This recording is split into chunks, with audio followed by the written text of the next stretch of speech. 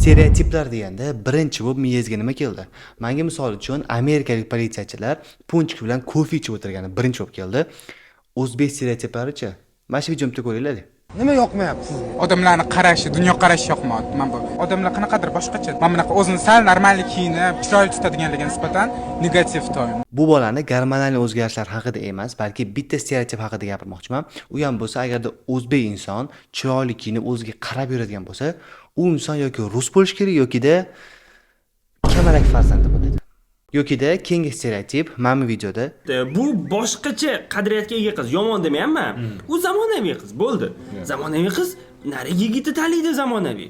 Agar taqvoli qiz bo'lsa, u mana yigitni tanlaydi. Bu normal holat bo'ldi. nima uchun dindor so'zi va zamonaviy inson tushunchasi bitta kontekstda kela olmaydi? Nima biz zamonaviy dindor insonlarni taniymizmi?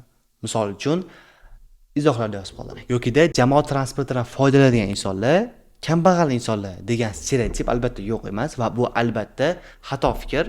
Aktivi shu joyda men bilan qo'shiladigan bittaman. Izohlarga bo'lsa, siz bilgan eng top stereotip haqida yozib qoldiring va obuna bo'lishni unutmang. Foydali kontentda shunaqa rivojlantiramiz.